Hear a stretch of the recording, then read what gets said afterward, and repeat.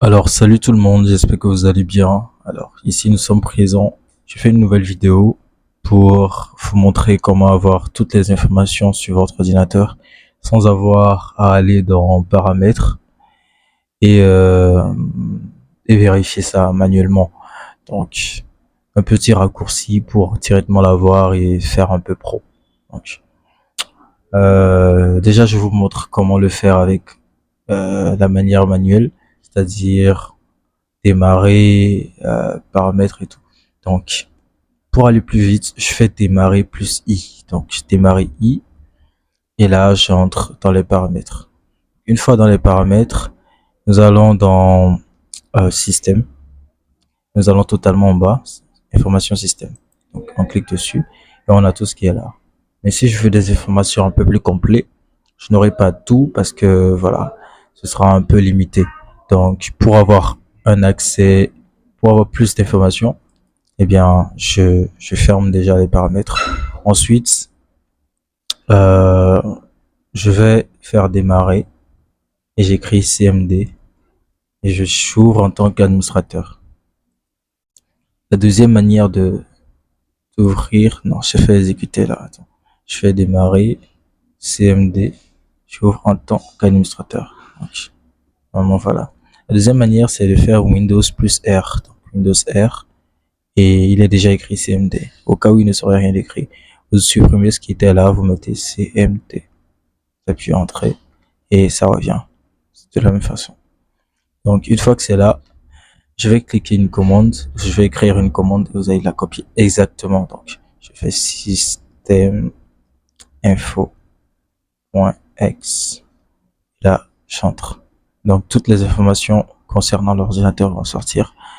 Là, on a les informations de base, quel type d'ordinateur et tout. Et vous avez toutes les informations. Donc, par rapport à ça, voilà. Pour tous ceux qui ont suivi jusqu'ici, je vais vous montrer une autre manière déjà de supprimer les fichiers qui restent un peu trop sur votre ordinateur et qui vous bouffent de l'espace sans que vous ne le sachiez. Donc on va faire la même chose. On va faire démarrer R. On va faire CMD, entrée. Une fois dans les paramètres, déjà nous allons cliquer histoire de voir le nombre de fichiers, le nombre d'espace utilisé par sur l'ordinateur avant de voir de quoi, enfin quoi supprimer ou pas. Un petit test. On va faire dire /s. Et juste après ce petit truc là, nous allons voir que quelque part ça va s'arrêter et nous donner le nombre total de fichiers qui est stocké sur cet ordinateur. Donc ils sont en train de scanner depuis quand vous avez commencé à l'utiliser, c'est-à-dire 2024. Moi j'ai commencé en 2024. Donc 2025, ça va scanner. Ça va nous sortir le nombre entier d'octets utilisés par la mémoire interne.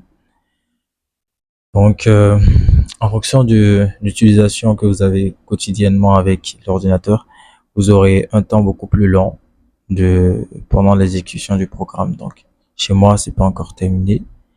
Et voilà.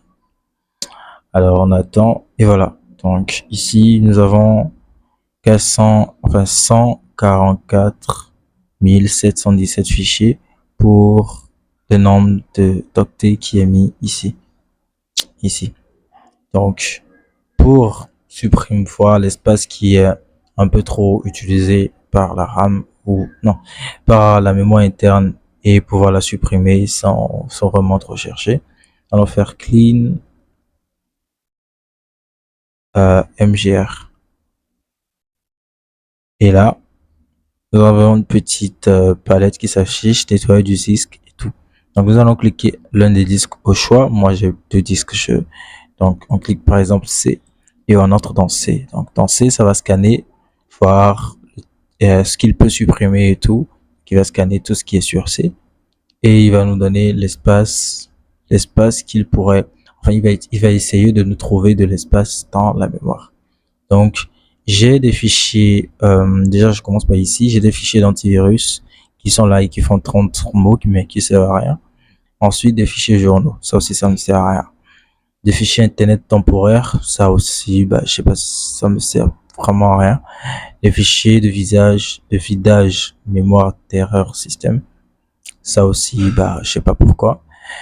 Fichier de mini vidage d'erreur de système, je sais pas pourquoi.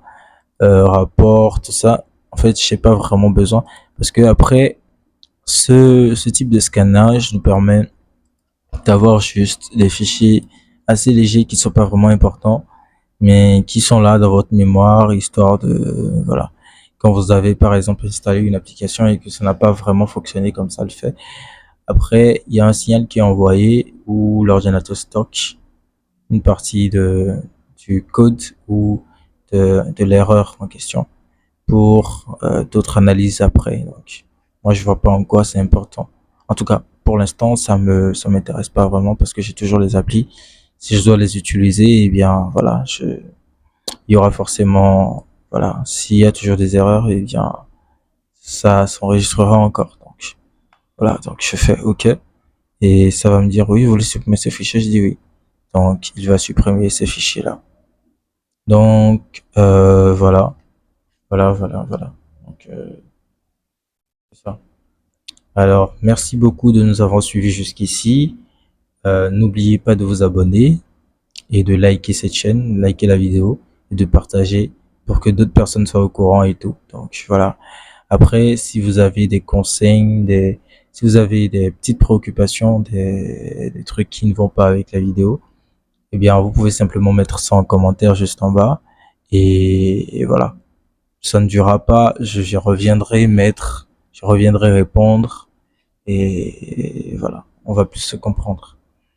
Alors, merci beaucoup et à bientôt.